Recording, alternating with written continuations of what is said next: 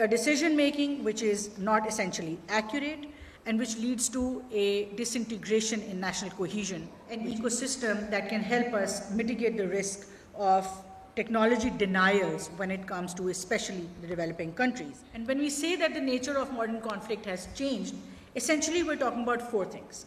Some of it is about soft power, some of it is about percent committed to ensure that we have a clear roadmap, and not just roadmaps and policies on paper, but absolute execution plans to ensure that Pakistan excels and not just becomes a consumer of this technology, but an effective architect and a producer of the artificial intelligence technologies, whether it is the hardware, the infra, the softwares that we're talking about. If I look at the recent context in which we're operating, it will be unfair not to mention the incident that happened in May, the Mark-i-Haq, where the country's leadership effectively dealt with the situation and was able to win a war against the so-called, large country in the region.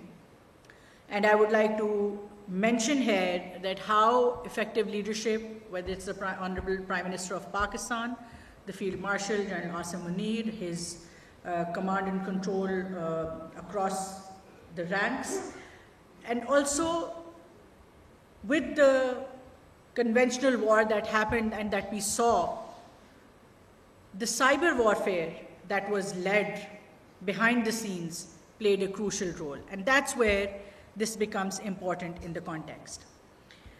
And that's where we see that a unified effort on a conventional front, but on the emerging technologies front, really led to the finality of our success in this recent war.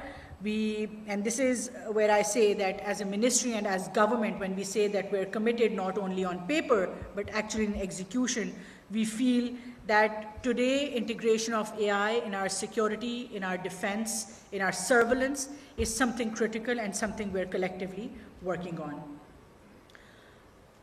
We also have to look at technology in a vertical aspect. So when we talk about technology, when we talk about artificial intelligence integration, while we talk about it on a federal level and dealing with it on an international, transnational forum, we are also looking to unify our vertical integration, which is with the provinces, which is with academia, our industry, and see how we can collaboratively work together.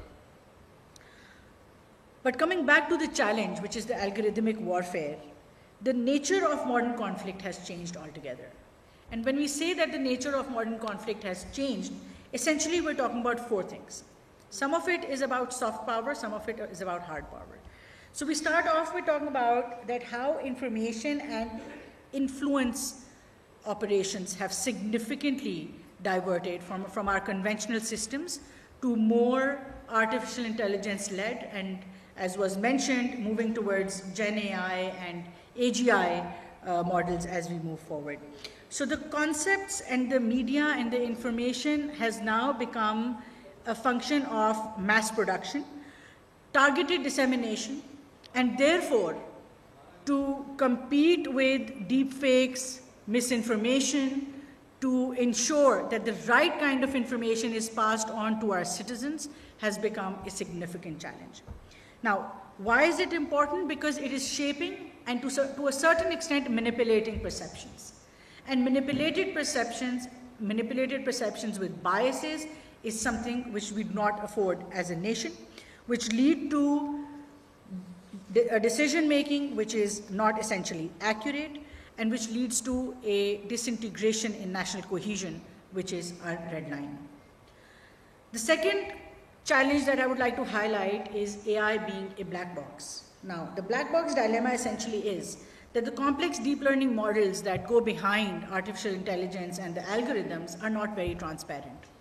They're only available to the private sector and the government and the governments that essentially hold the proprietary ownership of these models and these technologies. We're talking about how we can really ensure that on a global level and especially on a national level, we can have transparent artificial intelligence systems and technologies that are auditable, that we are sure are addressing our ethical concerns, are avoiding unintended escalations, and especially when we talk about our militaries and our national security, they are not impacting our strategic decision-making environments. So the black box dilemma with artificial intelligence is something real, not only in softwares but also in hardwares, and that is something where absolute transparency and ethical deployment is critical for us. The third challenge is obviously security and escalation risks. When we talk about integrating artificial intelligence into security, defense, and surveillance, it essentially means that we're reducing the time that we required for deliberation and decision making. What that does is that gives us very little control over human contextualization, with AI rapidly influencing our decision making.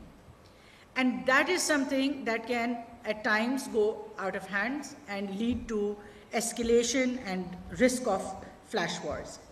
So this new challenge that we face in the form of offensive cyber capabilities is something that we are aggressively looking towards, not only to build our own capabilities, but also to build effective defensive capabilities. The fourth and the last that I want to, the challenge that I want to highlight here is that of the technology dependency. Now, the global supply chains around emerging technologies are skewed. This is not something which is available across the global north and south alike. So how do we then ensure that the supply chain and the availability of technology does not become is not weaponized and does not become an element of diplomatic coercion across the globe. So that's a challenge that we're trying to work on, whether it's the hardware of semiconductor technologies or AI proprietary models, something that we all need to collectively look into, focus on, and talk about when we talk about equitable distribution of resources, and also an ecosystem that can help us mitigate the risk of technology denials when it comes to especially the developing countries. One action that we're actively taking is, and that we have made AI as a pillar of our economic and national stability and security. Recently, the AI policy, national AI policy passed by the federal government essentially encapsulates all of these challenges and looks to address as many of them as we can. So we have to look at artificial intelligence in a way that we don't look at it from a lens of avoidance, but rather we focus on how we can, in a very calculated and strategic way, adapt to the new environment and adopt the new emerging technologies, focusing on our indigenous capabilities. So talking about the indigenous capabilities and AI being a crucial pillar of national security, cyber defense fortification obviously stands at the forefront.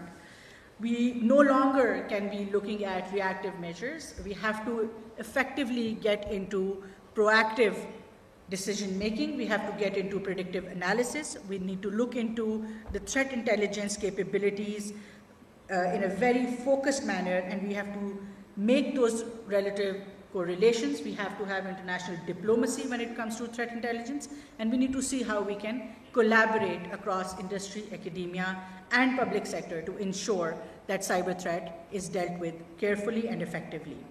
As, again, Ministry of Information Technology and Telecommunications, I would like to very responsibly say that we have laid the groundwork when it comes to focusing on the high-performance computing infrastructure, launching of National Artificial Intelligence Advancement Initiative, and supporting essentially the private sector to build that capability in order to ensure that moving forward, Pakistan is future ready in terms of these emerging technologies. A couple of initiatives launched recently by the Honorable Prime Minister include INSPIRE, our long-term initiative to ensure that we gradually start building on our national semiconductor capabilities. We've launched a 4.5 billion rupee project that will train 7,200 young professionals in semiconductor chip designing, moving on to OSAT testing, and eventually, hopefully, from fabless to fab in the near future. Along with that, other high-tech trainings that we conduct across the country train around over 500,000 young people every year, which are completely public sector funded, and the idea is to create that critical human resource, which is essentially required for our future of our, like I said, across all sectors. So future-proofing Pakistan in technology, in tech and non-tech sectors is a critical focus that we have. Briefly about the National AI Policy, which is essentially our strategic response to these emerging concerns. It's based on 6 pillars. The first and foremost is a sustainable AI innovation ecosystem. So we're trying to support an ecosystem where our private sector, our young entrepreneurs, innovators can effectively come up with solutions to our real-world problems, come up with products that can help us fend off the challenges that we've spoken about. The second critical pillar is around awareness and readiness. It is absolutely essential and crucial that starting from the primary level all the way to our professionals, the right kind of awareness is there around what the future is going to look like with the AI revolution coming in, and then also work on the readiness. The third is secure, responsible, and ethical AI. This is absolutely critical. Ethical AI governance, we are actually establishing a directorate of AI to ensure and envisage a policy where the AI deployment is ethical, equitable, and does not actually become a polarizer. While we saw the digital era being a rather equalizer across the globe, we are fearing that the intelligent era, where now we are it's all about AI, AGI, Gen AI, the intelligent era might actually become a polarizer. So ethical, equitable distribution of artificial intelligence capabilities are critical. Any individual with access to artificial intelligence is 100x more productive than an individual who is not enabled with AI. So how do we ensure that every citizen of our nation is enabled, empowered, and made capable enough to compete not just nationally but also globally when it comes to the emerging technologies and the changing landscape of economies across the globe. The fourth is the sectoral transformation and evolution. Just like I mentioned, we're essentially working on a Pakistan stack. So we're working on a national data exchange layer, which is going to make our data sets interoperable so that we can have data-backed informed decision-making and also innovative, we can have sandboxing where our young people can use that data to come up with effective products and innovations. But